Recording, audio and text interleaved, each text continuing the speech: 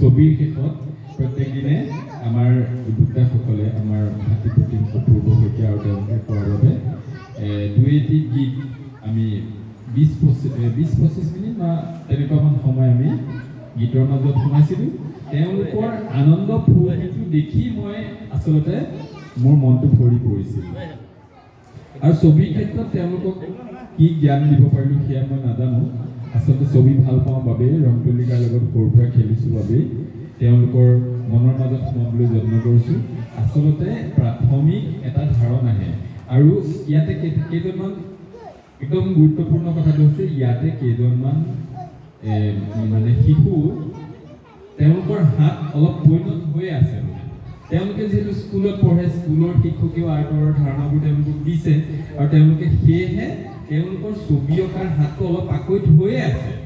তাৰ মাজতে মই দুই এটা নতুন ধাৰণা এনেদৰে দিছিলোঁ। ধৰি ল'লোঁ দুটা ছিক্সেৰে কিবা এটা আঁকিবলৈ শিকাইছোঁ, থ্ৰী এটাই বা থ্ৰী দুটাই কিবা এটা আঁকিবলৈ শিকাইছোঁ, ছিক্স এটাৰ লগত ফ'ৰ এটা দি সেই সংখ্যাটোৰে এটা চৰাই আঁকিবলৈ শিকাইছোঁ। এই বস্তুবোৰে এই কলাবোৰ সৰু সৰু কলাবোৰ যিবোৰ কলাৰ জৰিয়তে ল'ৰা ছোৱালীৰ মনৰ মানে সৃজনশীলতাটো বৃদ্ধি পায় সেইদৰে মই তেওঁলোকৰ মাজত সোমাবলৈ যত্ন কৰিছিলোঁ। আৰু তেওঁলোকক এনেকুৱা হৈছিল ধৰি ল'লোঁ এটা চাৰ্কুল বা এটা বৃত্ত এটা আঁকি দিলোঁ।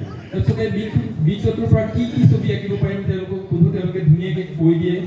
আৰু ঠিক সহায় এটা আঁকিবৰ কাৰণে আমি কি কি বস্তুৰ আৰ্হি ল'ব লাগে, কি কি সংখ্যাৰ আৰ্হি ল'ব লাগে, সেই সংখ্যাকেইটাৰ আৰ্হি লৈ তেওঁলোকক যদি সুধো এতিয়া কি আঁকিম কোৱা, তেওঁলোকে ক'ব ছাৰ এইটো আঁকিলে সহায় এটা হৈ ৰ'ব। এই কথাটো যে সেই বস্তুবোৰ মোৰ খুব ভাল লাগিল আৰু তেওঁলোকৰ মাজত তেওঁলোকৰ মনৰ লগত খেলিবলৈ এইকেইদিন সুযোগ সুবিধা হোৱাৰ বাবে মই নিজকে ধন্য মানিছোঁ আৰু আৰোহণ যুৱ সংঘৰ সকলো যুৱক তথা বিষয়ববীয়াক মই মোৰ ফালৰ পৰা আন্তৰিক ধন্যবাদ জনাইছোঁ। আৰু এইখিনিতে এটা কথা কওঁ, প্ৰশিক্ষক হিচাপে নহয়, স্থানীয় এজন যুৱক হিচাপে আচলতে এই কথনীয়া গাঁওখন মোৰ বা আমাৰ আৰু বেছি প্ৰিয় এই কাৰণেই যে আমি সৰুৰে পৰা সাংস্কৃতিকভাৱে অঞ্চলটোৰ যিকোনো কাৰ্যসূচীত যেনেদৰে জড়িত হওঁ, আমি হেম অৰ্থাৎ হেম আৰু প্ৰণৱ এই দুইজন যুৱকৰ লগত আমি প্ৰত্যেকটো কাম সমানে কৰোঁ।